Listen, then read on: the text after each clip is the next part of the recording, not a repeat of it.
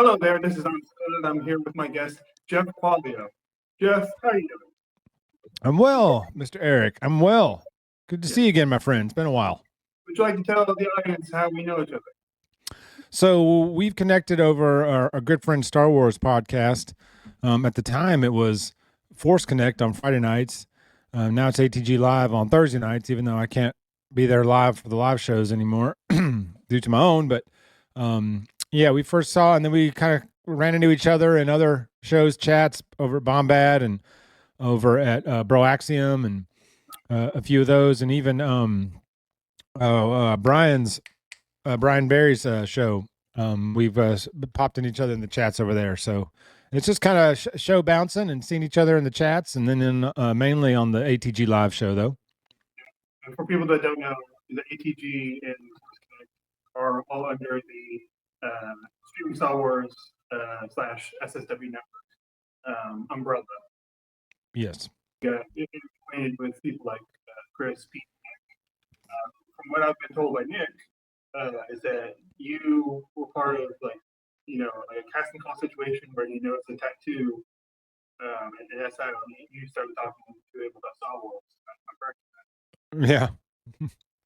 Just saw his tattoo on his arm. He had it's actually you can't see it, but it's the targeting computer. Luke's targeting computer. He had it tattooed on the side of his arm, and happened to notice it. And hey, man, that's sick ink, man. And then we just kind of started chatting. And I'm like, you must be a big Star Wars fan if you got a tat. And then that led to discussion. And then by the end of the week, we were good buddies. And then we've been close ever since. He's one of my best friends. So I was very happy he got that tattoo. Yeah, and my previous guest, a guy named Blake, we became acquainted, and he knew I'm a Star Wars fan just based on my shirt. We had a conversation or an art show. Oh, okay. Had to like a year later just do a video together. It's funny how it works like that. Yeah, and I already know the bulk of the dialogue I said in a day was just with that guy for like that hour. But yeah, it's always like as he pointed, it's always good to find like your people, like the ones that you can really connect with. Yeah. Because there's a lot of regs out there. They're just like, well, I'll watch the movies. That's like yes, there is. There are lanes for everybody. That's for sure. Yeah, and there's nothing wrong with that. But we're looking for something that's a little more entrenched into your psyche. True. That's true. Now, Jeff Quallio, I understand that you are a pretty well off in the space of sports commentary. Very much. A little too much, probably. But yeah. I think you could tell me a little bit about it. I mean, once you hear them, like you get way more views than I get. well, it's not because of me. It's just that obviously our audiences are a bit different. Right, and I'm in the hotbed of college football, the Deep South, Alabama. So college football is prevalent around here. So the show that I do is primarily focused on college football, SEC football, Alabama football, to be real specific, but Alabama sports in general. But during college football season, we are almost 99% college football, between talking recruiting and the games. And I mean, stuff that consumes way too much of my brain, but I am who I am. So that's what it do. And I can say since the last time you've been here, a few things have changed for me. Like obviously I live in a different place. I live in a different state now. Oh, you've moved states since the last time I was here. I live in Norfolk, Virginia. I live in Baltimore, Maryland. Okay, you're in Maryland now. Okay, cool. So I'm closer to where the legend Kyle Ripken was. Was it family that got you moved up there, or a job, or was? It was primarily family. We experienced a loss, and I wasn't able to afford anything on my own, so I moved in with my father. So yeah. Sometimes it's how it works. Yeah, no, I get it. But I've also done My biggest video, which is my iceberg video. Have you watched it? I haven't watched the whole thing. I know what you're talking about though, but I haven't. So yeah, the thing, I'm way behind on a lot of stuff. if you didn't watch the whole thing, then like you would have missed some of the conspiracies I talked about specifically in that video. But you may be privy to it because like you are a watcher of the SSW network and you've seen it many times out here. It's gonna be done by you know about the Zilla Ray. Yes, I know about the Zilla Ray theory. Mutt Snoke? What was that? Mutt Snoke? Mutt Snoke? Yeah, Mutt. I know that phrase, but I don't know the backstory of it. But I have heard that phrase before. It's that Mutt Williams from Indiana Jones, played by Shelton, and Supreme Leader Snoke are the same character. Now, this conspiracy I don't believe is just too funny not to bring it up. It's just too funny not to give it legs, right? But like on SSW Network, like I was defending Last Jedi, and one of the issues I hear some fans have that I'm just like I don't care is they want to know what Snoke's backstory is. And I'm like, Okay. whatever. I said we don't need to. I said we don't need to see him when he's hot in the streets. We don't need to see him when he was a greaser. Yeah. And that was just a joke. You know, rewatch Indiana Jones, and Shia LaBeouf's character is a greaser. He gets abducted by aliens. In my mind, I'm just like, what if he gets abducted by aliens and they make him look like him? So we all thought he died on Earth. He gets kidnapped because he wants to go back to Peru and be like his daddy. And they tap into, you know, his hatred by putting a cybernetic implant into his brain. That way, that's hard. And he lives vicariously through Kylo Ren when he's tempting him to become evil because he's like, your dad just looks like my dad, and I want him to be dead. Okay. Yeah. That's interesting. That's one way to look at it. That's an interesting way to look at it for sure. And of course, you know, Jerry from Back. Yes. He said that if you took a clay mold that was a cross between Shia LaBeouf and Harrison Ford and you dropped it on the ground flatly, it would look like Snoke.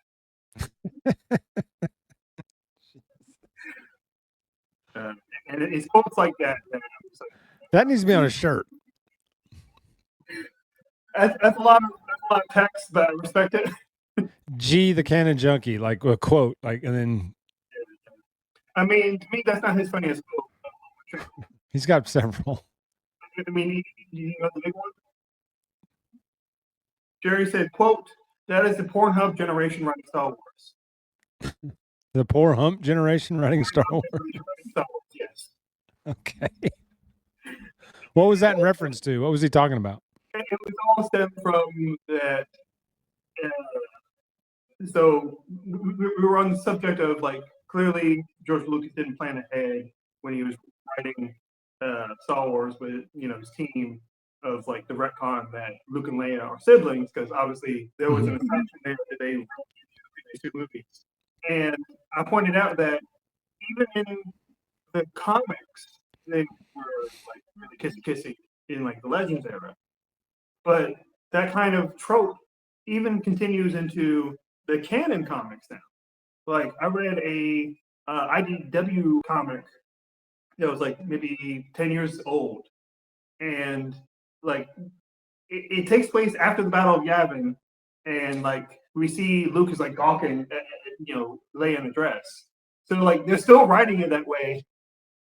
And I explained that to Jerry. He said that's the Pornhub generation writing Star Wars. Next, we're going to see, you know, Leia stuck in the dryer. There's only one way.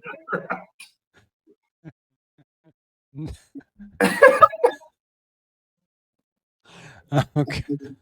Hey, you know, hey, man, she be where she might have to be. If that's a dryer, so be it. So let's move away from incest, which is crazy. Yes, for always. Star Wars incest is not cool. Ever. But hey, it's definitely a talking point. Don't brother to the 803 writers.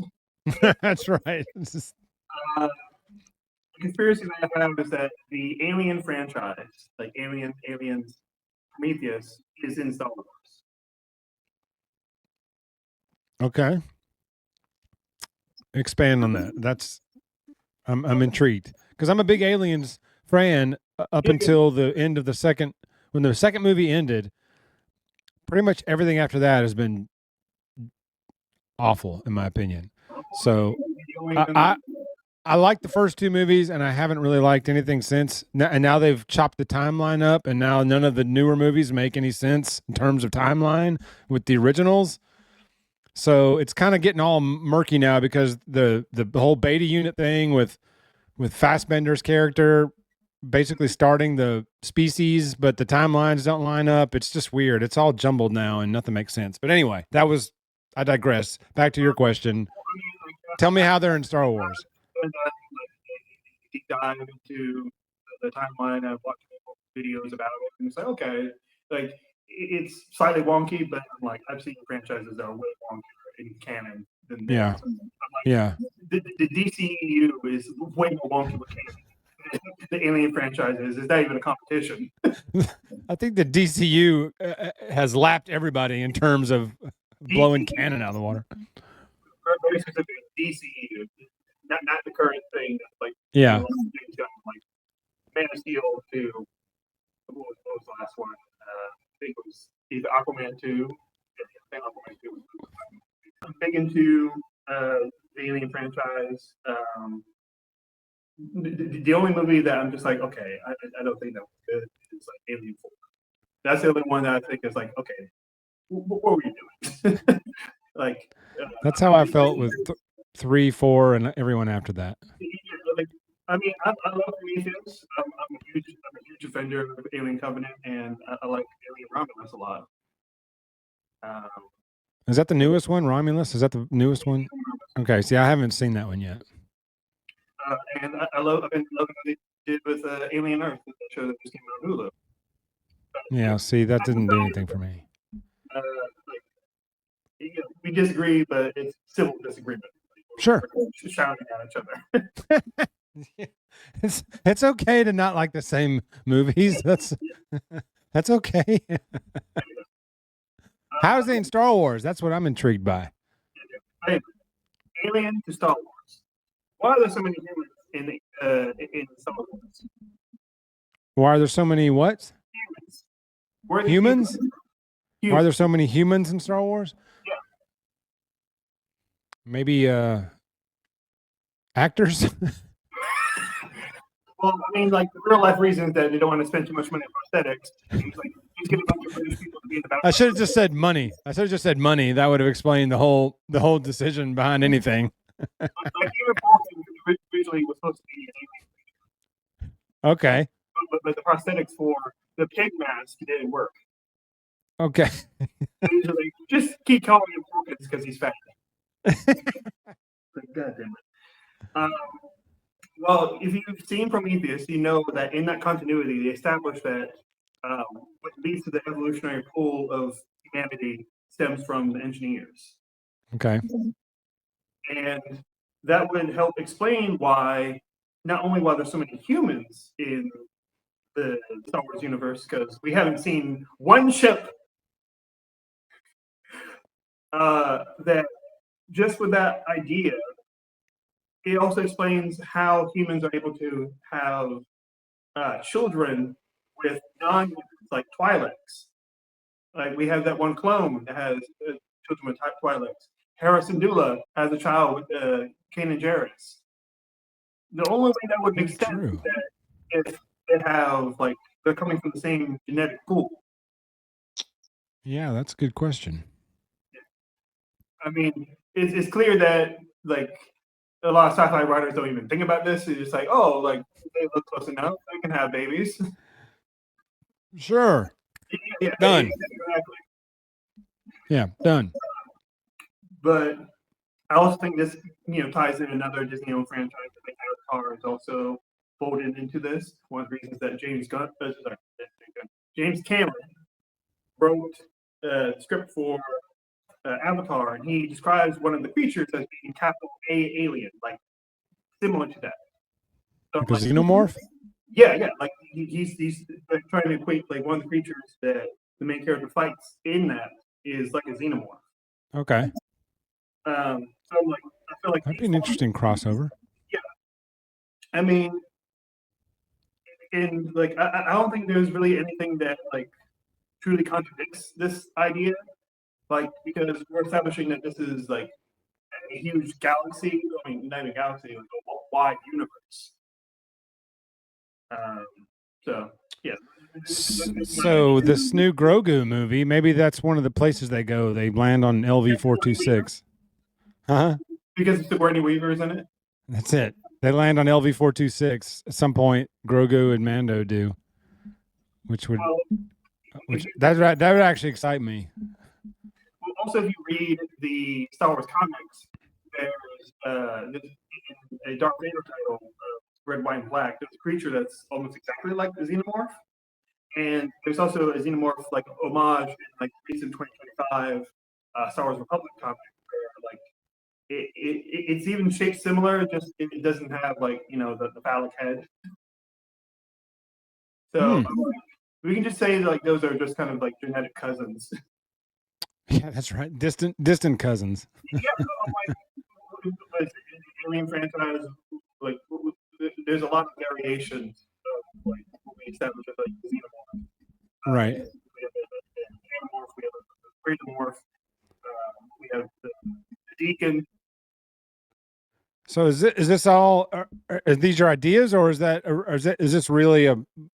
Okay. Are those really other species of morphs? Officially make canon. It's just what I think. Okay. Easily established. Gotcha. All right, I'm with you now. I mean, obviously, it's way more plausible and way less silly than like Mudstone. Hey, man, it's faking in space, so you can do whatever you want. You know, that's the theme of our Star Wars friends is faking in space, man. Just do whatever you want. Jeff, what do you think about the character of Shock T? Shock T. Yeah, Shock T. You got to refresh my memory. A Jedi Master is in the prequels. To Gruda. Was she killed in the Order 66? Was she one of the ones killed? Well, it depends what you are going by of like how she died.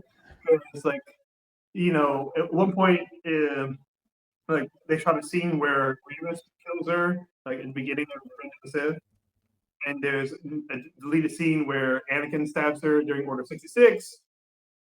If you go by the video games, Force Unleashed, she dies a totally different way, which takes place after Revenge of the Sith. Yeah, okay. I remember now. Like, she's like kind of like Loki. She dies like 5 or 6 times throughout the saga, and you just have to pick which one you want to believe is her true death or the latest one. It's confusing, especially. Okay. And they just say that one deleted scene where Anakin stabs her is the one. Yeah. Okay. Because like she didn't have a prominent role in the movies. She was there. No. Like she was at the Battle of Camino. But you don't really remember her. Was she in the council? Was she in the council meetings? Yep. Man, it's been I gotta watch some Star Wars movies. It's been a minute. It's starting to slip. Yeah, I mean, I'm telling you, it's I'm so dang busy that I don't have time to sit and watch. Well, don't worry, this Star Wars movie. Will be a trivia showdown. I would be down for an episode of that, though. We could do some movie episodes now. I can get down some movies now. Yeah, you're just like, I'll probably won't win, but I'll have fun. It's always fun. Well, it depends on the genre too. You probably get a lot more sci-fi movies than I do. But the reason I bring up Shock T is because the conspiracy that I have that in Legends Camp continuity, she was cloned. Really? And when she cloned, she was the love interest of Sifo-Dyas. Maybe that's why he died 10 years ago. Well, the idea is like he wants to like keep his wife. She dies off screen, off panel. He's like, I want to bring her back. And you know, she develops this relationship with Kaminoans, and so they're just like, oh, she dies, send out another clone. Next. And one of the reasons I say this, other than she has multiple deaths, is that if you see her depiction in Force Unleashed, she's almost like an entirely different character. Yeah, because she's not in Force Unleashed much though, right? She's not a huge. She's like one of the bosses you fight. Yeah. Other than that though, which is at 1 or 2? Because there's 2 Force Unleashed. Which one? First one. Okay. God, man, it's been a while since I played that game. But like, when she's on the Jedi Council, she's very prim and proper. Like wears like a cloak that's like 3 times the size that she is. Now, is her thing? Is that the same as Ahsoka's? Like, are they the same species or whatever? Okay. Because she's older, they're longer. The reason that like they're a little shorter, like Rosario Dawson, is like they don't want to have like to deal with that much prosthetic. But right. But you can see like how long her twin tails are going from Clone Wars to Rebels. Like it's way longer. Yeah. So, but when she's like on Felucia and fighting, with the protagonist, she's like a pinup drawing of like a Native American woman, like something you would see like on like someone's van. Like she's like pretty gaily, I don't know if that's a word, dressed. It's very evocative of like a character from like Soul Calibur. That's a deep cut, Soul Calibur. Wow. I grew up with it. Yeah. And it also crosses over with Star Wars. Yoda and Darth Vader are in that. She acts differently. Like she's more sultry in the way she acts. Like she's not like a nun. And it's weird. I'm just like, it just seemed like, well, this is a cool character design. Let's reuse it. Like, like they're probably working on this game like before Revenge of the Sith was even like done in production. Right. So it's like, oh, that's a character from the background. Let's bring her in. So yeah, if you have the clones, you can explain like why she acts different. But what if the one on Felucia is the real one, and all the ones that act proper and not like the Kaminoans are the clones? Maybe it's like Bizarro Shakti. That's what we can call her. So she's got vertical stripes on her mane instead of horizontal. I appreciate you following me on this wild ride. It's like a roller coaster, baby.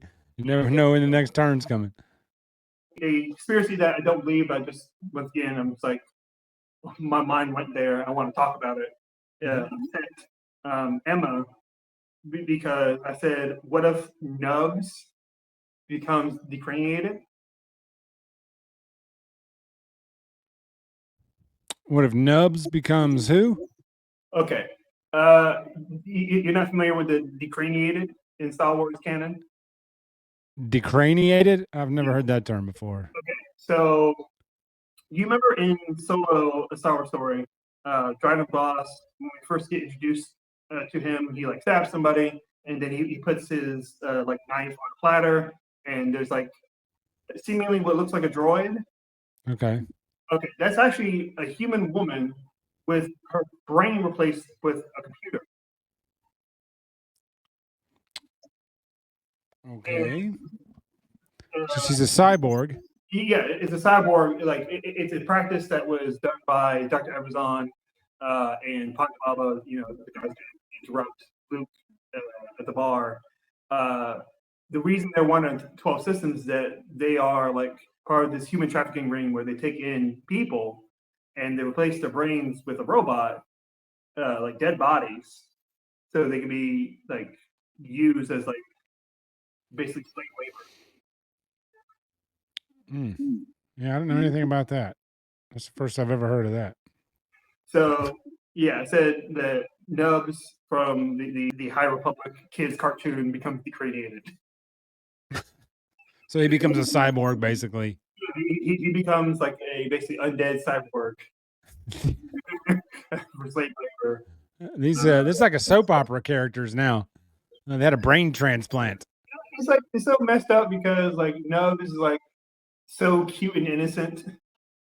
So they download all your memories into a machine. And you can live on forever as a machine. They put like a DOS computer, and like you just use like a puppet.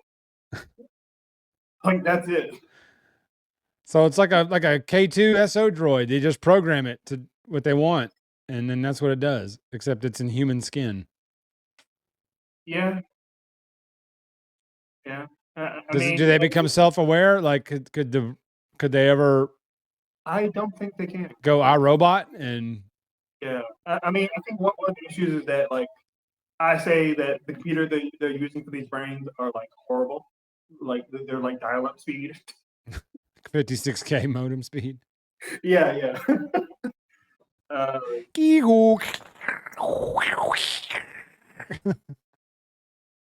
So yeah, clearly that's wild. But what might be even wilder connects to another High Republic character. Do you know Geode? Geode? No, not Geode. Geo. If I saw a picture, I would probably recognize the character more than I would the name. Okay, Geo just looks like a slab of rock. Okay. And it's from the High Republic era. And are these all comic books? Because there aren't any shows or movies about the High Republic era yet, right? So these are all in books or comics, right?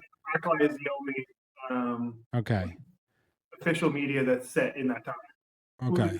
We got glimpses of it in Jedi Survivor because there was flashbacks. Was that the first game? Weren't there two of those? Yeah, okay, I never played the second one. I didn't have the console to do it. I only had the console to play the first one. The second one had to have a newer console. I mean, I haven't owned a console since I was 14. I don't know why people like do walkthroughs on YouTube. Oh, okay. See, I can't do that. I got to play it. I'm a video gamer. Okay. But anyway, that character is just like he's a person. He's called a Vindian, and he's just like a slab of rock, basically. And apparently he can dance, but we never see him dance. We're not sure if he can speak, but apparently he has personality. Sounds like an interesting character. I mean, there's High Republic fans that love him, and it's most because like it's comedic, like inclusion. Like it's not made to be like serious character. Like if you love Geo, you're in on the joke. Okay, I gotta do my homework. But don't worry. I say don't worry, guys. Don't worry. Outer space.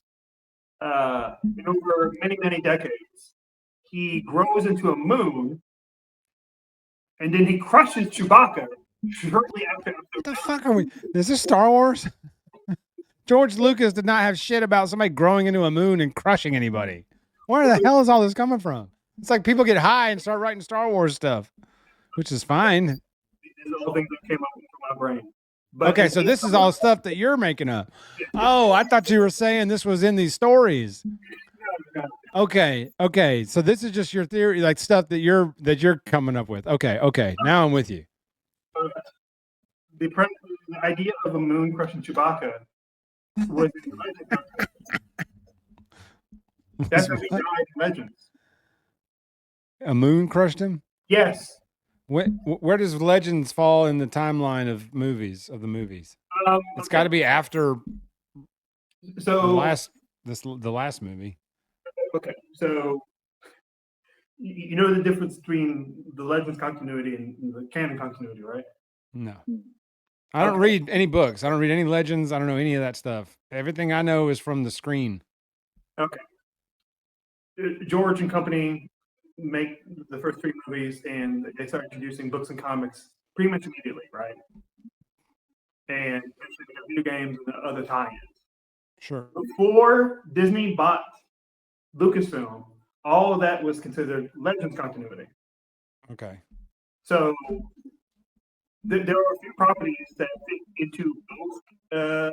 So basically, when Disney bought the franchise, they did a soft reboot of expanded universe material. Okay. So that's why stuff like Force Unleashed is no longer canon. Okay. Stuff like the Genndy Tartakovsky 2D Clone Wars is not canon. Okay. The Ewoks cartoon is no longer canon. I actually like that 2D Clone Wars because wasn't it two volumes? Wasn't it volume 1 or volume 1 and volume 2? It was like a 2-part movie. Yeah, that's why I got the purple lightsaber blade, because of that scene with Mace Windu in that. Even though I don't like that character, that scene in that 2D Clone Wars, they drop him into that desert and there's like a billion droids around and he just starts cutting them all in half with his purple lightsaber. That was cool. And then Samuel L. Jackson played him in the movies and he was terrible. So the whole thing about Mace Windu in that scene is the first thing I saw from the cartoon, and like I was like a little kid. Yeah. And I saw it and one of those high TVs that they put into the dry cleaner. Yeah. I was like, up in the corner. Yeah. What the hell is going on? This is crazy. Yeah. That was awesome. And then it just went downhill after that. That character went downhill after that. I mean, that's something he has plenty of good moments in the comics and even in the 3D Clone Wars. Yeah. Cartoon. But anyway, like all those other things that they made, almost all of it was no longer considered canon. The things that they kept were the 3D animated Clone Wars. They kept as canon, and they kept the numbered movies as canon. Okay. So that's why the sequel trilogy and Rogue One and Andor, like that's this new continuity because those were officially made by Disney. Okay. So once again, the only things that are always gonna fit into both universes are episodes 1 through 6 and the 3D animated Clone Wars, except for the final season. The final season doesn't fit into Legends because Disney made that one. Okay. So you understand now? Yeah. Okay. So in the pre-Disney continuity of the expanding universe, they killed Chewbacca by dropping the moon on him that was piloted by an evil alien race. How do you pilot a moon? That's my next question. Is how do you? I mean, although Force Unleashed, you force pull that planet to you in that level. As you're dodging all the metal flying at you, then you got to scope, you got to force pull that moon onto the planet. I mean, the Yuzong Gong had like unlimited resources at a point. Like they were causing like billions upon billions of deaths. Yeah, billions upon billions. You're right. So, yeah, a book like this fits perfectly into canon. Okay. Canon. But a book like this, which has Yuzong Long on it, definitely Legends old school. Okay. Hey, it's good you're on here. You're learning, right? Right, man. It's an educational. It's an educational bit too. Yeah, I think someone like me that like reads like comics in general, like I'm used to this kind of concept. Like, oh yeah, it is off. Yeah. But see, I've read some comics. Chris sent me a lot of e-comics. And I've read some of those, not all of them, just on the iPad, whatever. But I'm not a big reader, so it's hard for me to sit and read books or comics. I need to do the old 20-minute segment thing where you just read in 20-minute spurts. I need to try that. I mean, I can understand not wanting to read too much. I mean, I have never finished a Star Wars novel. The closest I've been is like halfway through. The only Star Wars book I ever read was Revenge of the Sith, and that was after I saw the movie. Yeah. but at the same time, like you can visualize all the things that are happening Mhm. when you're reading it. Like you don't have to do a lot of rereading because like you say, oh yeah, I remember that scene where he says, you're the chosen Yeah. one. I did that with Lord of the Rings too. I watched the movies first and then read the books. It was a difficult read. Okay. Speaking of movies, Yeah, let me ask you a question. What'd you think of the Superman movie? I love it. The new one? Yeah, it's my favorite Superman live action film. It really hits me like emotionally, personally. Mm-hmm. Like the whole thing about like what grew up punk rock is, and him accepting like who he should really see as his parents. Um, I think it's emotionally like fantastic. I don't think as far as large budget superhero media, I don't think James Gunn has like a miss. The Guardians movie. Yeah, he's done good on the Guardians. We got Superman is really good. I really enjoy Creature Commandos. The Suicide Squad is the best DCEU movie. See, I saw the Suicide Squad with Will Smith, the first one. They're very different. Yeah, but I haven't seen any since. But I really liked Margot Robbie as Harley Quinn. Great performance. Amanda Waller, looking at actress name, she's really good, and that's why like even in the DCU, like they keep bringing her back because like she was perfect casting. Yeah.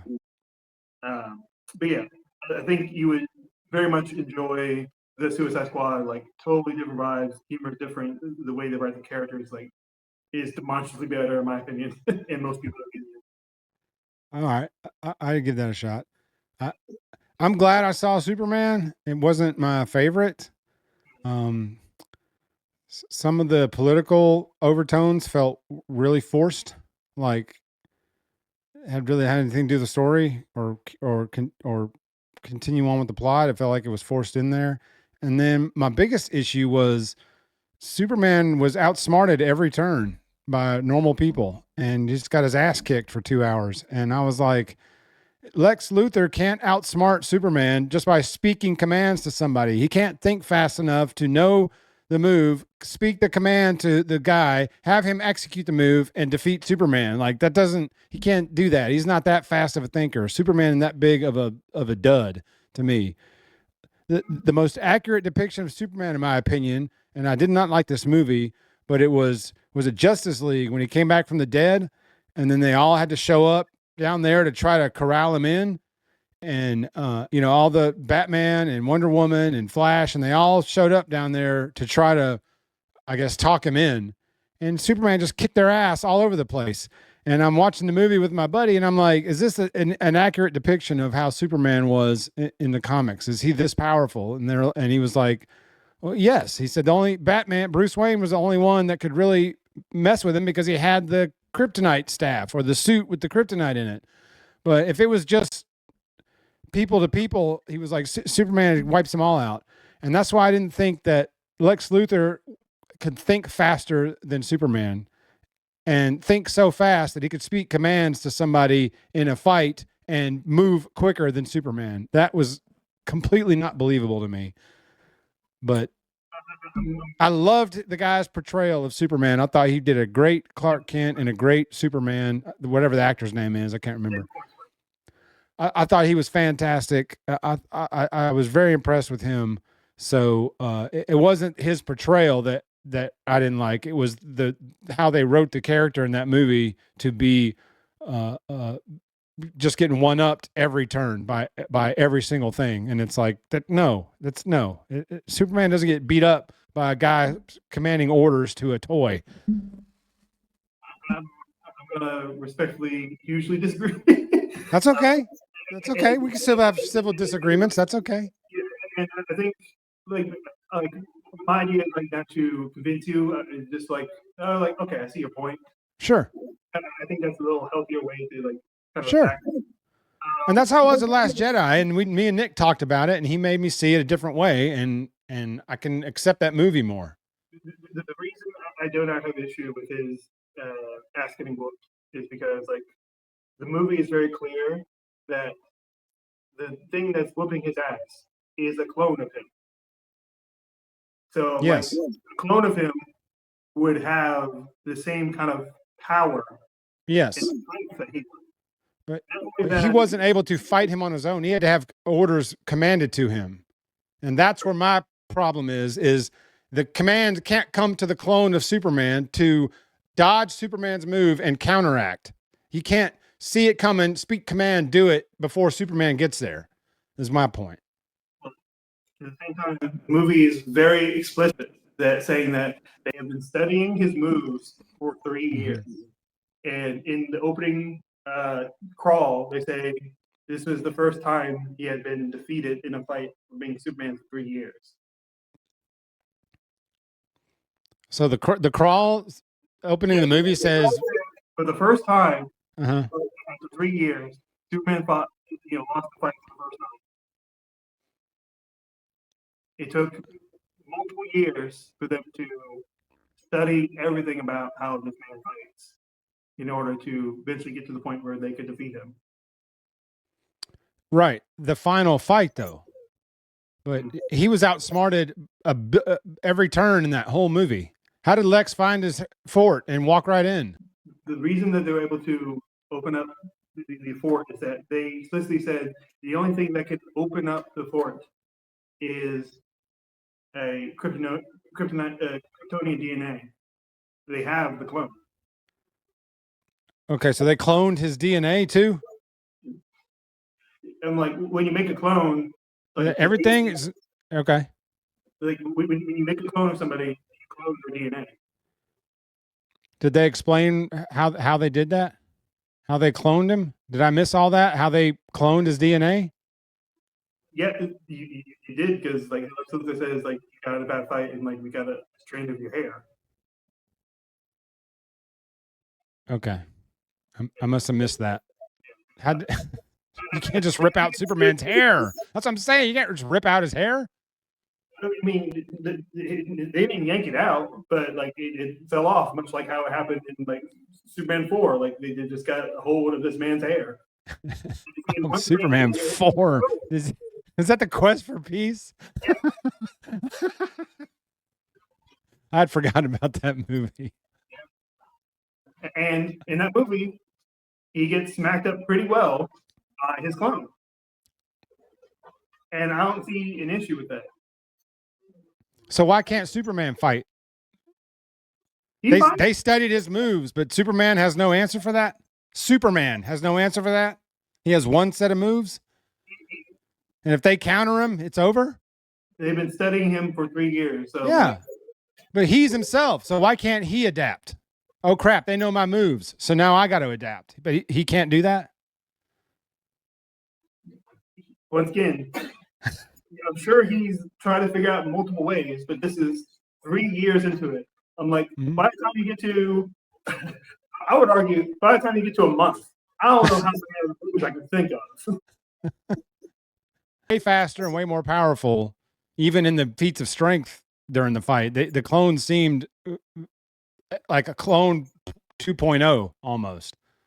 But yeah, like once again, they don't just have like all the schematics of every fight he's ever done. They have a whole team situated to like monitor everything. Yeah. Like they have like he's basically a Superman drone like situated to his brain. Like whatever he sees, they see. I'm like, there's like, if I had to fight myself, that would already be pretty bad. But if he also has like a whole team like figuring everything, I'm done for.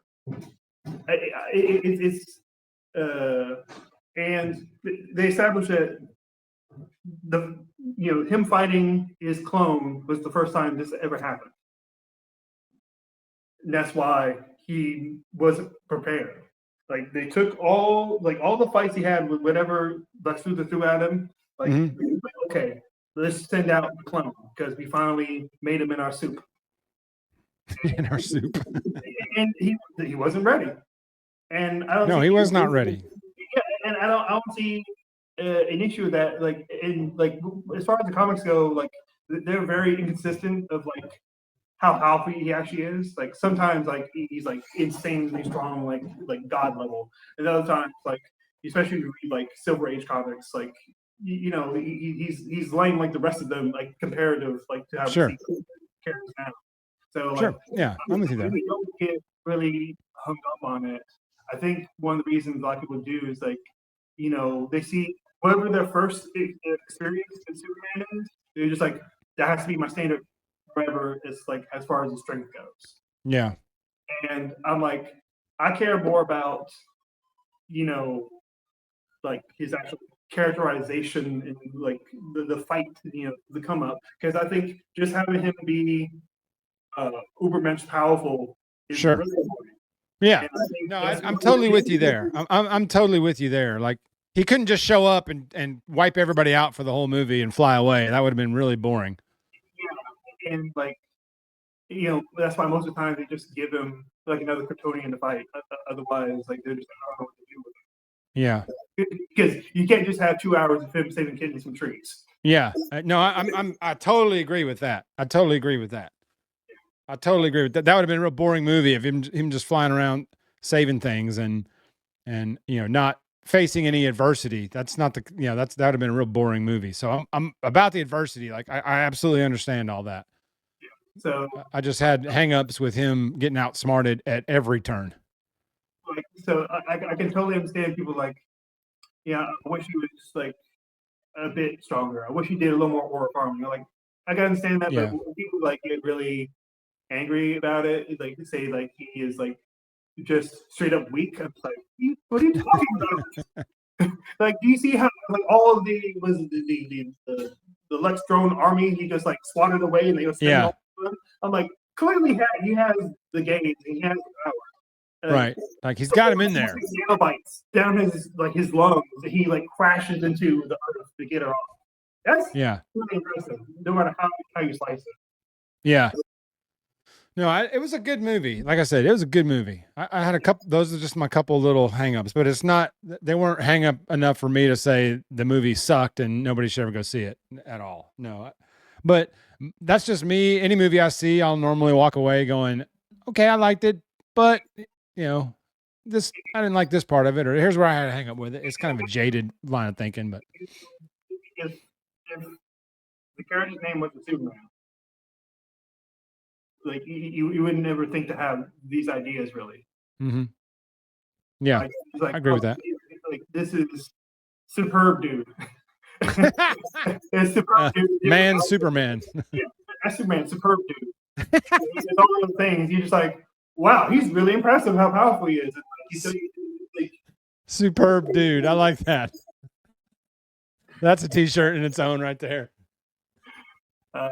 What'd you call Superman? Nah, he's busy, but we got superb dude. That's his backup. It's like a 50-year-old drunk guy with like a beer belly and stuff.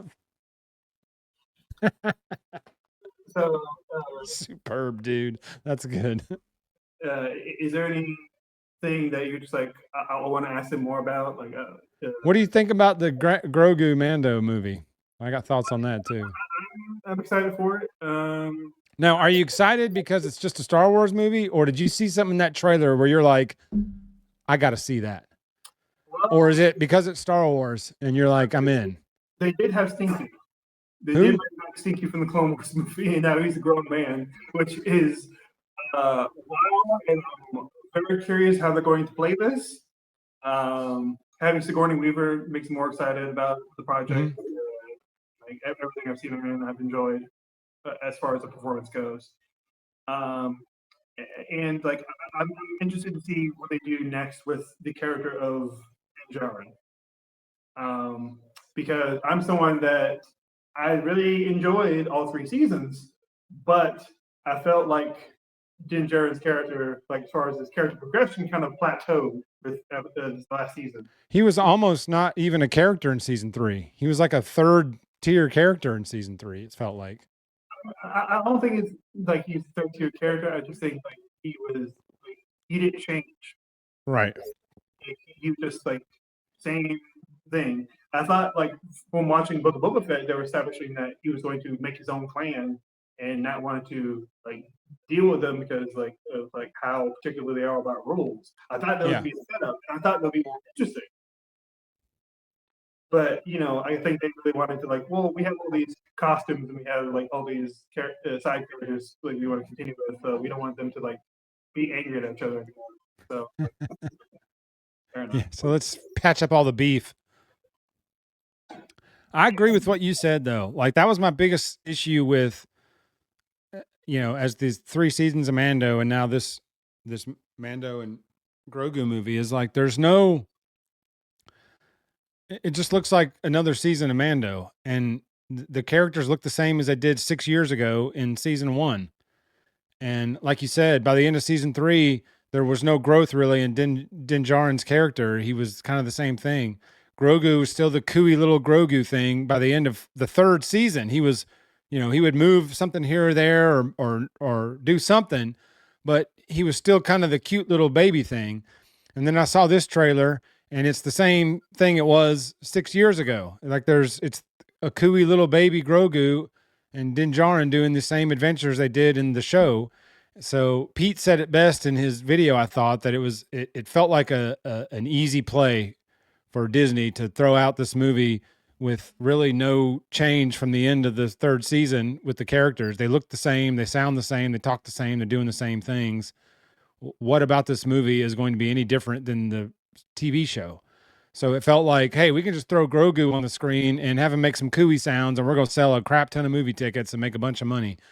And that's what it felt like to me when I saw the trailer. Was like, this is 2019, it's 6 years ago. Like, what's the difference? Why are we still, has the character not grown at all in the last 6 years? That was my hang up. I hope they have like a compelling or Din Djarin. If they have that, like I'll be like, okay, I can deal with him, still having the baby, whatever. Mm-hmm. Mm-hmm. Like to me, that's the hang up I have. But do I think it'll still be entertaining? Oh hell yeah! I mean, yeah. Like to me, that isn't an episode of Mandalorian that isn't entertaining. Mm-hmm. So I'm already sure of that. Yeah, but I'm with you there. Absolutely. I want the nutrition with my meal. Now you're talking. Like, you need a little sustenance with it, right? You need a little sustenance with your meal there. Yeah. You don't just need a bunch of sugar on the top. You actually need some food under there, some substance under there. Yeah. So I hope it's good. I find it hilarious that it was supposed to appear on Kimmel when he was briefly taken off the air for pressure from the FCC. Anyway, let's get away from that for a moment. But yeah, I hope it's good. I'm interested to see what they can do with new villains, new side characters. I really wish Carl Weathers was still with us. Yeah, that's sad. That's sad. I hate that. I wonder if we're going to get like maybe a brief appearance from Boba Fett. I think that's possible. Boba Fett still has staying power if they stop giving me 50-year-old, what's his name, in his dad bod Boba Fett outfit, Tamora Morrison. Like, he doesn't have to be Boba Fett. Like, we don't need 60-year-old Tamora Morrison stuffed into a Boba Fett costume, in my opinion. I thought Boba Fett would be better, still with his mask on, but not a 60-year-old man. Where we're talking about me, the sustenance, like for the meal. I think Book of Boba Fett, as far as live action, is the first time we actually got some real nutrition with Boba Fett's character. Because for so long, he was just like a dude in a helmet or a sadistic child. That was the only one we had for decades. The arc he has with the Tusken Raiders is one of the best episodes of Star Wars television. Yes, I enjoyed that. Like, do I see people's issues with like the way the pacing of the overall season go? Yeah, yeah. I don't disagree, but I'm just like, what they did with that one episode, I'm like, for the first time, I actually cared about that character. Yeah. Because like him just falling into a star pit or saying I have Han or like whatever, whatever. Like he's just that dude. But like the way they transformed him, it's like I get it now. He has dimension now. It's similar to when they developed the backstory for Cad Bane in Tales of Outlaws. Mm-hmm. Like when they gave him his backstory, and like he didn't just seem like mean cowboy. Like he was more than that. Yeah. And that's why like having Timur Morrison, that's one of the things I love so much. I definitely think like they actually made him attack his own character of like, what am I doing? What am I? Like when he has that whole vision quest, like that's intrinsic to who he is now. I hear you there. But my question to that is there enough people that care about Boba Fett's substance and backstory to have to sit through eight mediocre episodes of a well, that episode was fantastic, the Tusken Raiders one. So we'll say 7 mediocre episodes of flow, because we didn't really get anything out of that show. We got spin around gun shooting and colorful motorcycles. Did we need all that stuff? It was like a Robert Rodriguez movie with a bunch of stuff I didn't think was necessary, but it's not all about what I think. There's everybody has their own opinions on stuff, and everybody likes different things in Star Wars. So if there's a faction of people that enjoyed that stuff, I'm happy for them. I like that for them. It wasn't my cup of tea, but I'm happy that there's somebody out there that likes it, or if there's a group of people out there that identify with that, or that's what brought them in, then I love that for them. Like I'm not such a jaded fan that I don't buy into any of it. I know that different strokes for different folks. I'm the stan of the mods. I'm not going to go that far. I'm not going to go say I'm a mod stan.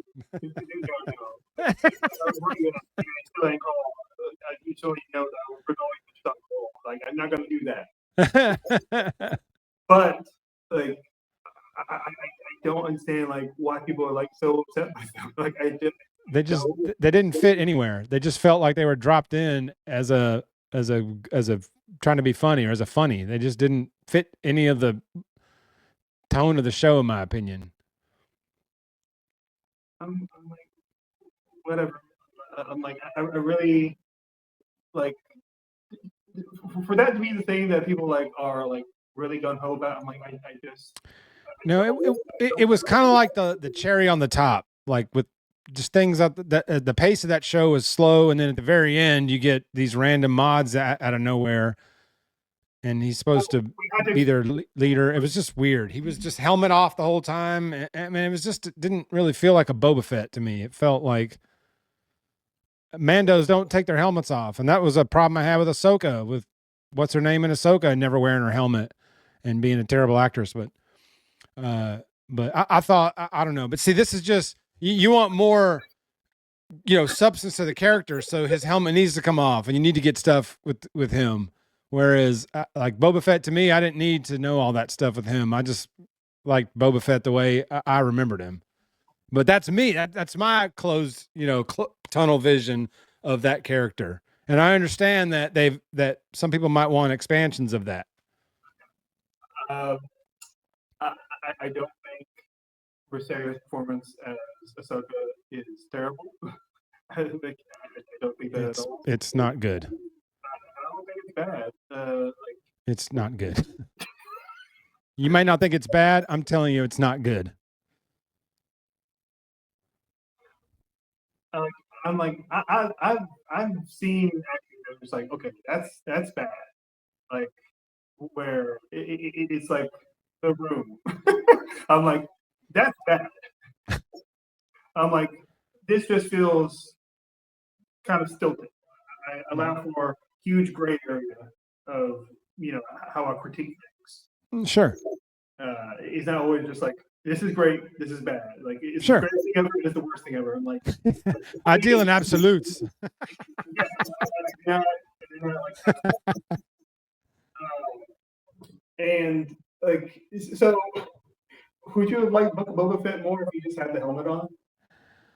I don't know. It wasn't really a necessary show to me. We didn't progress anywhere. When that show was over, we weren't going, man, that explains a lot. Really, all we learned is how he got out of the Sarlacc pit and then everything else. So I didn't really need it.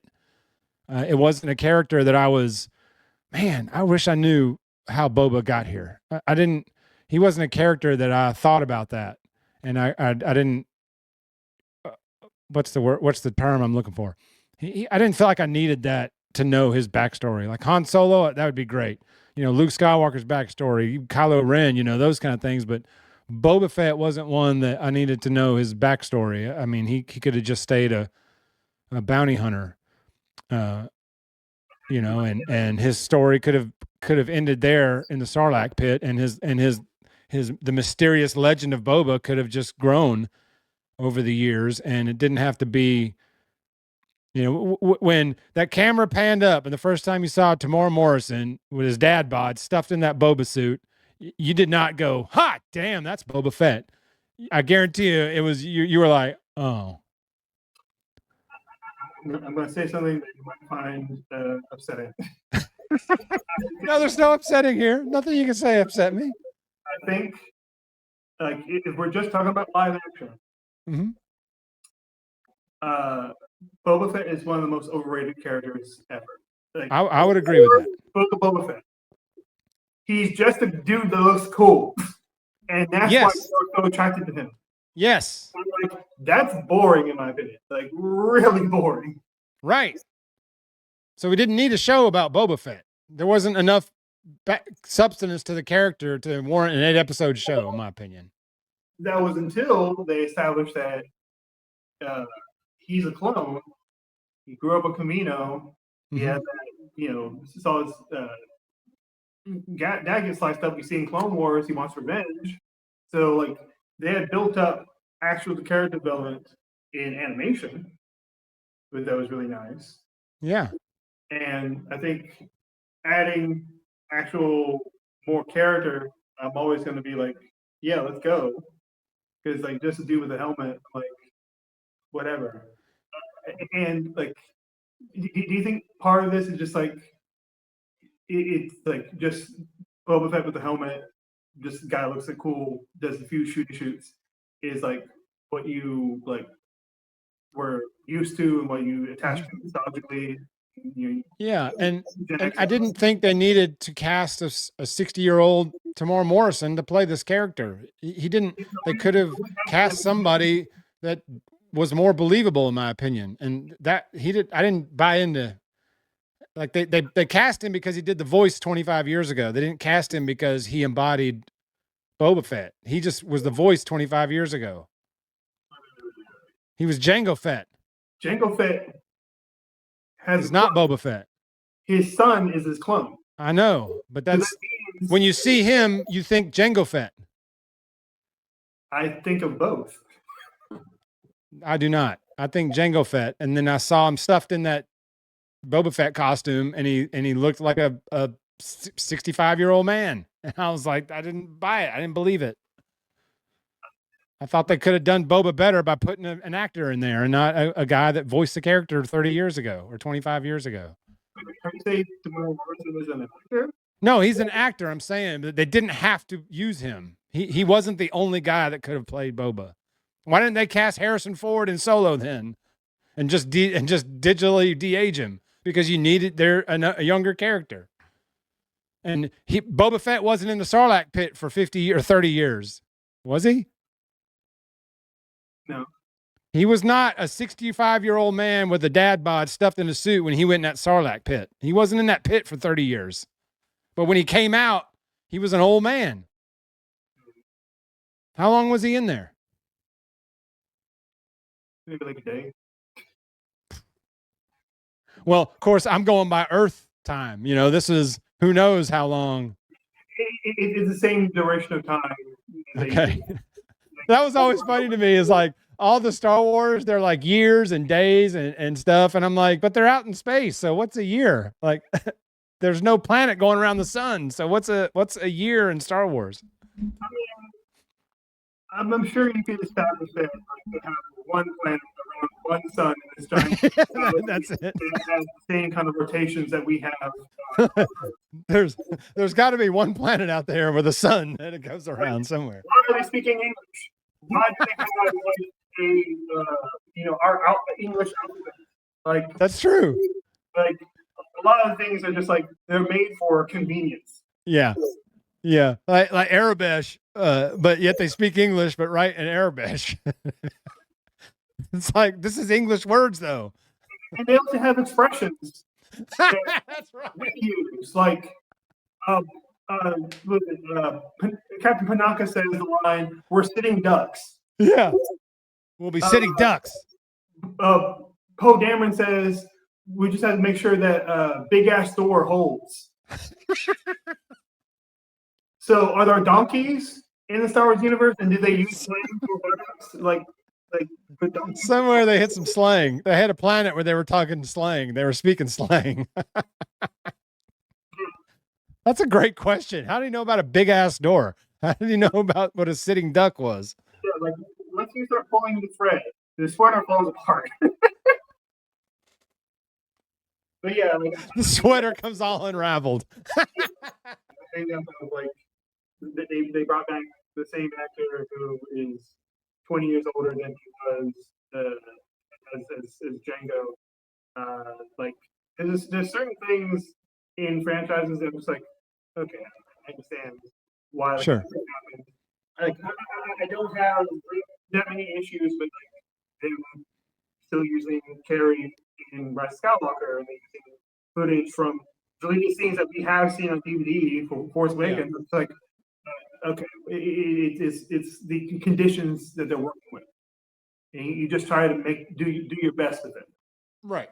And I understand. I understand why they want to keep bringing back Tamara Morrison because, like, even in Kenobi, he plays a clone there. He plays multiple clones in Revenge of the Sith. Like, he plays Commander Cody. Yeah, he plays them all. His clone adult son would look exactly like him. So I'm like, they're working best with to try to fit in the continuity the best they can. If this is a situation where the prequels didn't exist, they probably would have gotten a different. They could have gotten Daniel Logan. Yeah, but at the same time, but he doesn't look like Tamara Morrison as an adult, so you couldn't have done that. But then again, this is TV. People replace characters all the time. It's the nature of the business. Like if there was a situation where Tamara Morrison wasn't with us or he had a stroke, sure, they probably would have gotten Daniel Logan or another actor that looks close enough. Yeah, or he could have played an older, different clone that would have been Django's age, but not Django because obviously Django was killed. But he could have played an older clone of that age, and then Boba could have been, an actor of the appropriate age. It's just like he's too old. Yes, because they picked up the story immediately. They didn't have any time lapse. It wasn't like 30 years later we found Boba on a desert. They brought back Boba Fett for like a tie-in right before Force Awakens. You're just like, okay. Like it's 29 years later. You're just like, okay, I get that.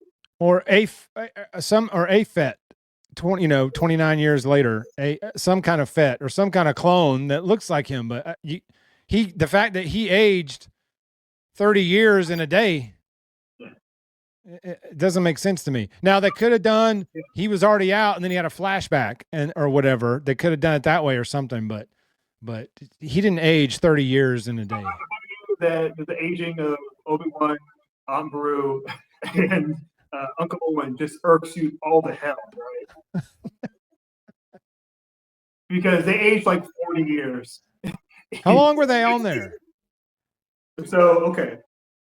What's the real timeline? How long were they on Tatooine? Obviously, when Luke was a kid to when he leaves in A New Hope. It's 19 years. So it's 19 years from Revenge of the Sith to A New Hope. Okay. The actors that play Aunt Beru and Uncle Owen do not look 19 years older 19 years later. They look like they are at least 35 years older. Maybe it's double time. And like they try to explain this in the book saying, well, the desert is harsh. And I'm like, if there was a book about book Boba Fett, they'll probably say, well, the acid is harsh of his stomach of the Sarlacc pit. The Sarlacc acid is a little bit harsh on the skin. Some things, don't line up perfectly. Like the whole thing of like Leia remembers what her mother looks like. Yeah, that mother doesn't died seconds after she was born. I'm about to say she literally died while you were being handed to the doctor. Yeah, and the way they explain that in the books is saying, "Oh, well, it was the Force." So, like, oh, of course it is. Like some things need to like we're just trying to make lemonade out of lemons. Like we have this lemon of like incongruity with continuity. Let's try to explain it with one word explanation. So it's stuff like that. Where said that the acid in the Sarlacc is murder on your skin. That's a good. You need some oil of Olay if you're going to spend some time in a Sarlacc stomach. It needs to be a foot distance. Like it has to be like, was it Ralphie's brother in the fucking a Christmas Story? Can't put his arms down. Randy. That is lotion. I can't put my arms down. Yeah, it has to be that with lotion. Oh, man. That's sun and the Sarlacc acid, man. Just kill your skin. Yeah. Oh gosh. But I'm glad we talked about this because I'm gonna look at Superman when I rewatch it a little bit different way now, and like I'm probably never watching that show again. But yes, I am gonna watch Superman again, but I will. This is why I like talking to my friends about some of this stuff because it helps me look at it in a different way than what my tunnel vision. Like Last Jedi for years I thought was vomit. I hated every single thing about that movie. I hated what they did with the character of Luke Skywalker. I couldn't believe that they turned him into a bitter, angry old man that would literally kill somebody, his own blood. I hated what they did with that, what they turned him into for years. And plus I thought the movie sucked. And then meeting Nick and talking with Nick and that's Nick's like favorite Star Wars movie. He thinks that's the best Star Wars movie. I like the story. I don't think the movie's that great, but I like the story now around Luke and his redemption story and the lessons like between Yoda and Luke, like a father and a child. I really absorbed those having my own children and stuff.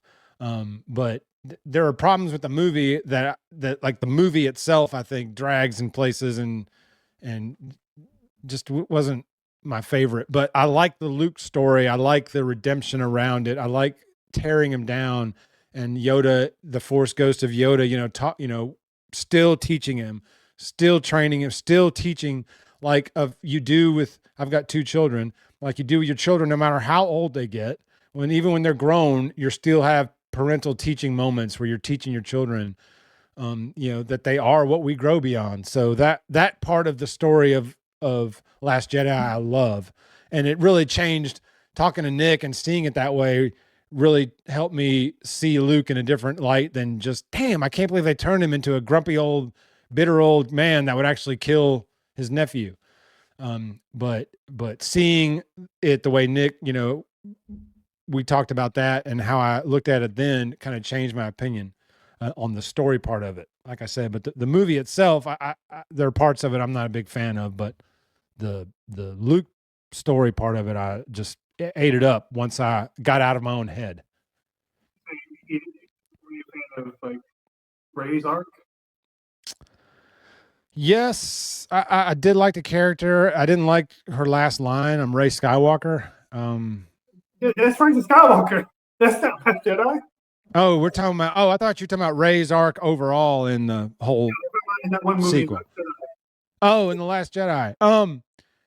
Yeah, I thought she did good in there. She was more learning who she was in that movie. Like discover. I mean, it was kind of her training was kind of different than anybody else's training.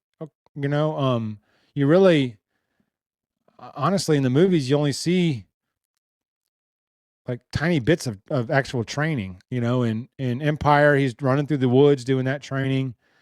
In Last Jedi, she goes and Exciting, to be honest. yeah, and that's a good thing that they don't show the training. Like we don't need to see an hour and a half of her training, just blips. Pieces here and there, deep things that she learns. When she's down in the puddle or the little water thing, and she's seeing all the reflections of herself and all that, like deep moments like that. I thought that was pretty cool. I thought that was a pretty cool thing. 5 hours straight, and you would still have Chud saying, "Oh, she's Mary Sue. She can't do all that." It's like, shut up, chill. God damn it. I was disappointed we didn't get a Han and Luke scene together. That Han was killed off before Luke came back. That kind of disappointed me.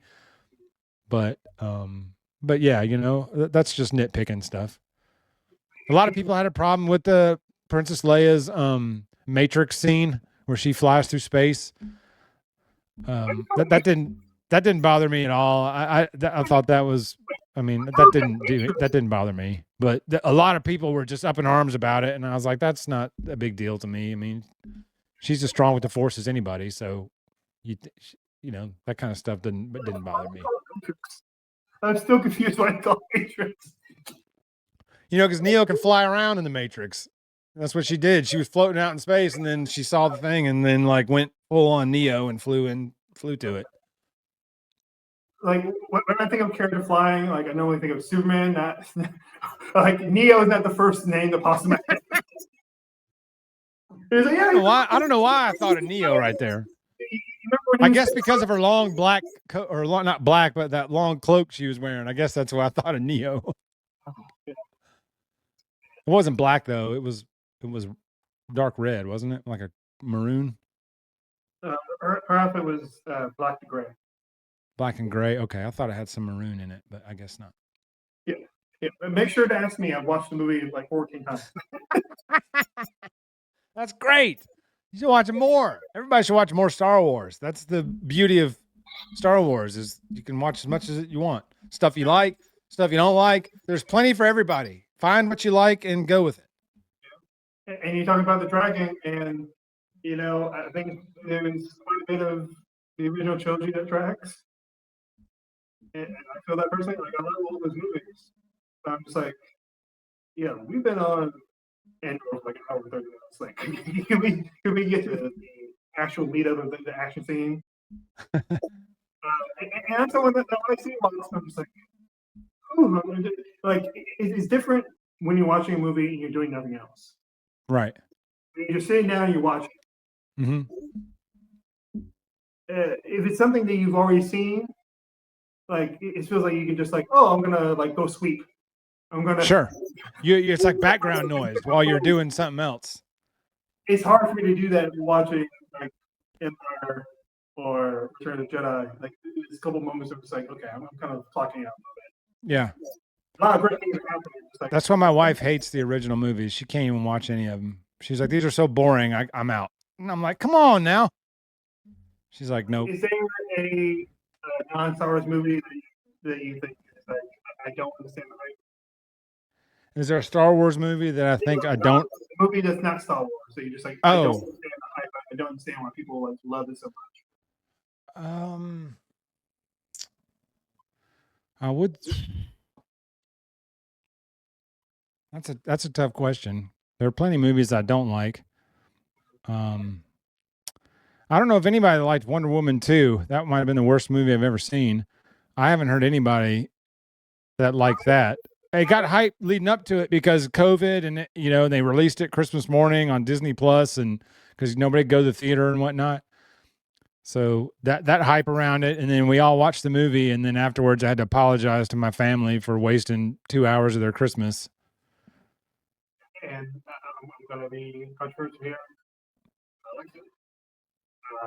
I understand it has a lot of issues, but I found myself pretty entertained. Yeah, not me. That was but I liked the first Wonder Woman. I thought that was fantastic, but the second one I thought was just awful. Yeah, I think one of why the second one sings so much is because like everyone that goes to see the second one saw the first one and they're comparing it. I feel like if the second one was just like released as it is, it wouldn't have nowhere near as much baggage attached to people watching it. It's like, oh, it felt like a rushed movie, and then I just didn't buy it. You know, in the end, it was like, I want to be a person cat. Okay. I saw Cat in the Hat in theaters.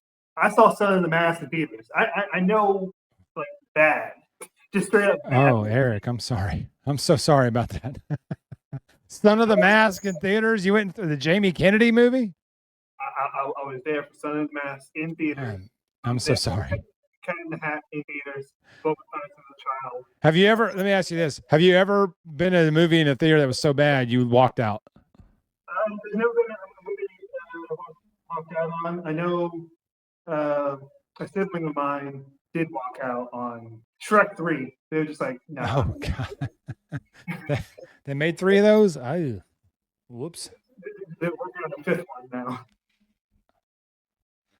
So the only movie I've ever left the theater was the 3rd Sam Raimi Spider-Man movie. Really? That's another one that I think is actually pretty good. Like, definitely wonkier. I'm not a big Tobey Maguire fan, but now I like Tom Hardy's portrayal of that character in the standalone movies of Topher Grace's character. Where are you getting Tom Hardy from? No, what's Topher Grace's character in that 3rd Spider-Man movie? I'm drawing a blank. Venom. Tom Hardy plays Venom in the Solo. I was confused because I thought you were confusing Tom Holland and Tom Hardy for a second. No. I was saying I like Tom Hardy's portrayal of the Venom character. I didn't like the Venom character in Spider-Man 3. Topher Grace. I didn't really. I like Tom Hardy's portrayal of that character. So, but Spider-Man 3, I thought was terrible for a lot of reasons. They retconned a bunch of stuff from the first movie. And then that scene where Tobey Maguire comes out of the bar after ruining Mary Jane's performance, and he's doing that little dance down the sidewalk with his hair like slicked emoed or whatever. I said, I'm out of here. I was like, this is ridiculous. And I got up and left after that. Of course, I watched it later on when it came out on when it was released to home movies, whatever. And I ended up watching the whole movie then, but when I saw that in the theater, I was already mad. And then when I saw him dancing that shit down the street, man, I was like, oh, geez, man, I can't deal with this. But I wasn't a big Tobey Maguire guy anyway. I was only going because of the Spider-Man. If it had been Tobey Maguire in something else, I would have passed. But like all the superhero movies that we mentioned are definitely better than like Green Lantern. That is 1,000% true. We can absolutely agree on that one. They're definitely better than Batman and Robin. I can agree on that as well. Joel Schumacher tried to single-handedly kill the Batman franchise, which he did for however long until Christopher Nolan did. His what? He wasn't the writer, so I don't really blame him. Yeah. I'll blame the writing team for like how many issues. Well, and then he turned it into like black lights and fluorescent colors and all this stuff, and the Tim Burton tones were dark gray tones, and the Schumacher's was black lights and fluorescence and bright colors and whatnot, and that was a big contrast to the Tim Burton versions. I don't care what anyone says. The Schumacher movies are not canon to the Tim Burton movies. Just because they kept Alfred. Just because they kept Alfred, I'm like, they're not in the same universe. I'm like, they kept, was it J.K. Simmons and J. Jonah Jameson? Yeah. MCU. I'm like, just because they bring back one actor, it doesn't mean it's canon. That doesn't mean it's canon. That's all you got to do is just hire one actor. It's all canon. That's it. He said, just because you brought back J.K. Simmons doesn't make it canon. It doesn't. No questions asked. That's the same guy. No questions asked. Yeah. What I was able to peel back your brain a little bit and try to like, understand like where you come from. Sure. It's very clear that I'm like, I tend to be a little more forgiving, just overall. But that's the yin to the yang, though, because it's good to have that. Because then you could say, well, here's why this didn't bother me because ABC. And I can think, well, dang, I didn't look at it that way. Or vice versa. Maybe I said something and you're like, well, he's right. Jeez, that was stupid. I really don't like Man of Steel. And I know other people like Chris that love that movie. I'm like, that wasn't my favorite movie. I like parts of it. I thought Henry Cavill did a pretty good job. I didn't like the ending. Superman isn't a murderer. And so the fact that he killed Zod at the end just totally stepped out of his character completely. So it's like they undid all of Superman in the end of that movie for whatever reason. Because they're just like, we wanted to make it more like The Dark Knight, so it has to be more brooding. He's supposed to protect the people. And then that fight scene, he destroyed the entire town and then killed the guy at the end. And it's like, neither one of those are what Superman does. Why would he suddenly destroy a town and kill somebody? That's not what he does. Imagine if you know nothing about about different universes or studios, and you just see you go from one Superman movie, whole city destroyed, he snaps the neck. In the next Superman movie, you see he's saving a squirrel. Imagine the juxtaposition you have with someone that really doesn't know anything. That's right. So which one is he doing? Does he destroy the town to save the squirrel? He's like, all the humans can die. The squirrel. Yes. The squirrel, though. We had these on Krypton. Bill Schnaps. Yeah. Big antlers. They're repulsive. Squirrel cracks nuts. Superman cracks skulls. We have now tied squirrels and Superman in together. You're welcome, audience. Bet you didn't think you were going to get that when you stumbled across the show. Oh, gosh. Oh. That could be your new conspiracy, that Superman and squirrels have the same DNA. That's why he was so hell-bent on saving that squirrel before. You know the conspiracy some DC fans have about the squirrel, right? No. This ought to be good. Okay. So there is a Green Lantern member named Chip, CH apostrophe, who is a squirrel alien that can speak like a person. And there's people like, oh my gosh, is that Chip?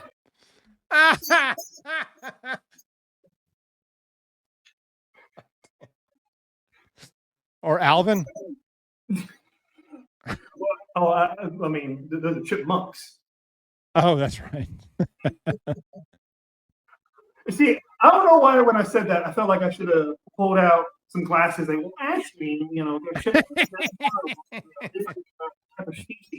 Oh, showing our age here. We're getting some Alvin and the Chipmunk references. I mean, they have that recent live action reboot. It's like David Cross and the guy from My Name is Earl. Yeah, but that was my daughter was little. She's 17 now, so that was. I mean, the last 15, one that was a while ago. I thought you were talking more of when they originally started. Well, back in the day, back when they were records. Cartoons. Yeah, they were cartoon chipmunks. Yeah. I mean, you know what's crazy? You know what my first experience of Alvin and Chipmunks was? The early 90s anti-drug PSA All-Stars, where they brought in the Muppets, they brought in... Yeah, I remember that. I remember that. Wow. Yeah. God, I'd forgotten about that. But since you said that, I remember that. Wow. That's a deep cut. It is hilarious. Yeah. It's not a good PSA. It's not a good PSA. No. Because most of them were all doing that to get money to buy drugs. So anyway. Most of those guys in the 90s, if they're doing PSAs, it was to get money to buy drugs. It's like, okay, see this one cartoon connects to Ronald Reagan, to how he helped bring in the crack epidemic by giving money to the Contras and to the Iran. This is part of the money funneling scheme. Don't you understand? It goes back decades, man. This go back to the 80s. I mean, you know about that whole situation, right? I've heard, yes, I've heard tales of this. Yes. I feel like you jabber about nonsense or enough. I feel like it's too good time to bring up glove shit out. Jeez, you're going back there too. Now, hang on. You've explained what that is to me before, but I'm trying to remember. Glove shadow is usually a background character or character that doesn't do much in software. Very, very small appearance. So we're following that same kind of logic for glove shadow. Okay. Club Shadow. Where's his first appearance? Well, first I gotta ask you if you're familiar with this character's name. I've heard the name from you. This character? No, Glub Shadow? Glub Shadow is just a kind of character. Oh, okay. Okay. I say, because that's where I first heard that was from you. It's internet slang. Okay. Gotcha. Anyway, I'm familiar with the character of Vamasto Maja. Vamasto? I got you covered. Yeah, I don't know who that is. Vamasto Masha, you said? Yes. Is this a Star Wars character? I've never heard that in my life. Vamasto Maja. Where we see her? Well, I'll give you rundown information of this lovely lady.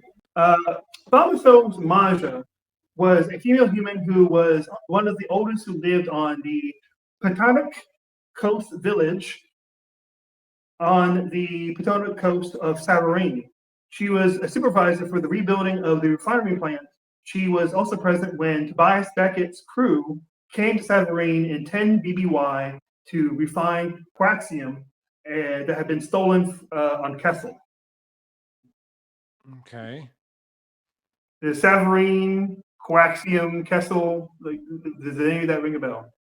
Well, the Kessel Run is what the Millennium Falcon was based off of, and then that coaxium is I know about that is that's what broaxium was named after. Isn't that some type of element or something? It's fuel. Like fuel. Okay. That's right. I knew it was something like that. This character and Quaxium were both introduced into Solo Star Wars story. Okay. You remember when like a huge container of quaxium fell on a mountain, it imploded. Whew. Like it is highly volatile. Like you have to be very careful how you use it. But without it, Millennium Falcon is going nowhere. Okay. So that's what fuels the Millennium Falcon is coaxium. Okay. And remember, in the Star Wars story, we see the Kessel Run, and they escape the giant maw beast. Mm-hmm. It was like, had the skin ripped off into a black hole.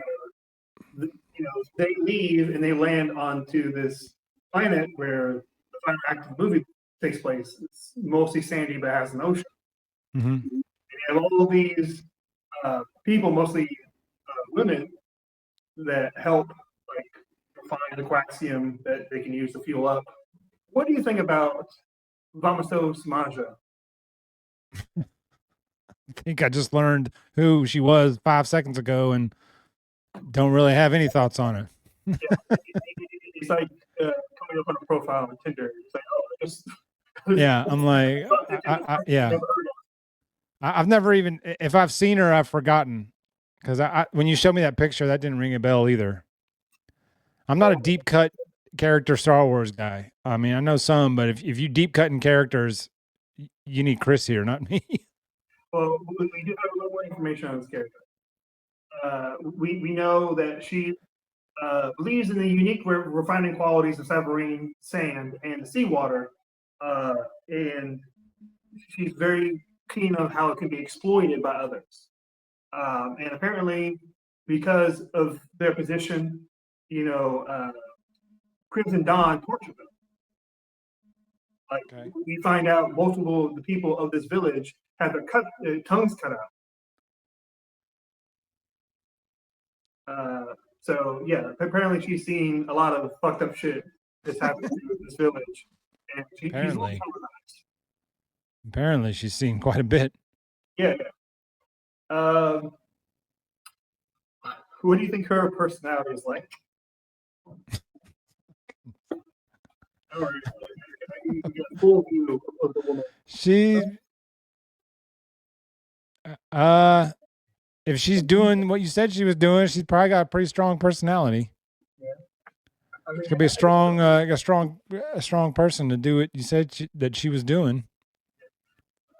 I like that her face it just has like a very simple tattoo on it. I like that you can see like plenty of gray hairs like on the back of her head, but like what's on top is like dreadlocks, and that's like very dark.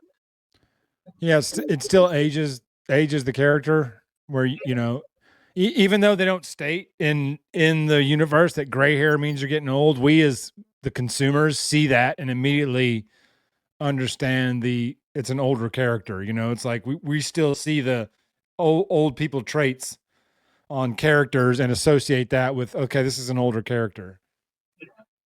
Like, who'd you want to hang out with? Miss Masha. I guess. Why not? Does she have any death sticks? I don't think so.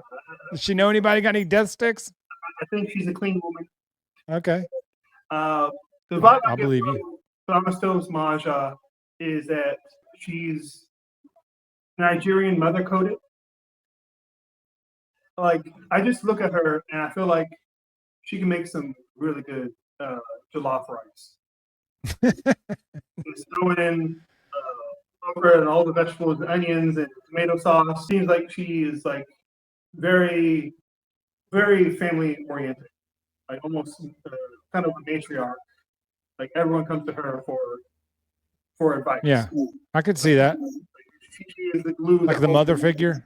Yeah, like she's the glue, like the whole family unit together. Yeah, I could see that. She feels like she might have like maybe a little bit of a religious bend to her. Like helps to keep her centered.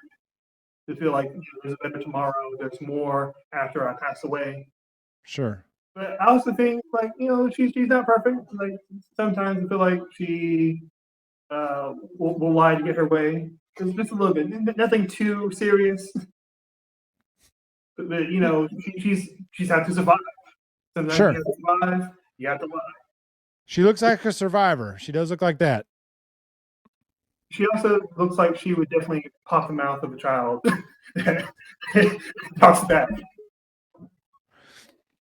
Yeah, I can see that too. I've had my mouth popped a few times when I talk back, so I can see that. Well, cool. I learned a new character because I had no idea who that was before 5 minutes ago. I mean, next time I watch Solo, like you're gonna be like, "Is that her?" Is that her? Right? I probably won't ever watch that again, but hey, I'll take your word for it. They're like, Han who? Luke who? It's all about Mama Stokes. Bingo. The real star of the show. The real hero of the show right here. Now, other than asking about personality, my guess, I like to ask, do you think this character is still alive, or do you think there's more to tell about this character? Personally, I think, I don't know. Maybe no, she's not alive anymore. She passed on. She was already pretty old by 10 years wide, so it's unlikely she'll be around. Well, not of being old. I think she just maybe she got caught up in something. Ship she was in or somewhere she was attacked or something, and she got caught up in that. Not cut up, caught up. Doing something and then just wrong place, wrong time, and she met her maker with a group of others. Trying to dose some coaxium, and then boom, she's imploded. Yeah. RP Queen. Sometimes you just like, well, they've been on before, but it's been a while. It's been a while. It's been a long while since last time I was on with you. Yeah. Well, you were just starting. I mean, you were only a handful of episodes in last time I was here. Yeah. Now this is my 30th. Wow. Very nice. Yeah, you were in single digits, I think, last time I was here. Is there anything you want to ask me or mention about the show, or say something about yourself before we close out? No, I just wanted to thank you for having me on. It's always good to hang out with you here. If this comes across anybody that follows Alabama football or SEC football, come check out my show. It's Way Offsides with 4 A's because 3's not enough. 5 is too many. So that's Way Offsides, WAAAAY, Offsides. If anybody happens to come across this that likes SEC football or Alabama stuff or college football altogether, come check us out there. Thursday nights live at 8 o'clock Central. We get crazy, act a fool. That's why I can't be on SSW and on ATG Live anymore because we go at the same exact time. So I can't ever get on the live chat and on ATG Live anymore. I have to watch all those episodes, that night or the next day just because our show runs the exact same time. But that's how they were doing when I joined. They asked me to join them about a year and a half ago, and they had already set that time. So when I joined in, I didn't choose the times. That's the time they went. So when I joined up with them, that's the time we went. So unfortunately, it's taking me out of the ATG Live experiences, but I catch up on them the next day. But it's not quite the same as being able to engage in the live chat with my friends. You know what you won't be talking about on your sports podcast? What's that? About no damn incest. Tell you what I won't be doing is ask them about no damn incest. Yeah, no. Although some of the trolls bring it up because they're talking about Deep South people, so that's the joke. But yeah, no, that's not a subject that we actively pursue. I mean, it's just the way you said it on SSW Network that it makes me laugh every time I hear it. I think it's because how truly country comes out. About no damn incest. Oh, that's funny. Yeah, sometimes I get a Southern accent to me. Thank you for being on. I'll talk to you another time. I'm gonna eat something.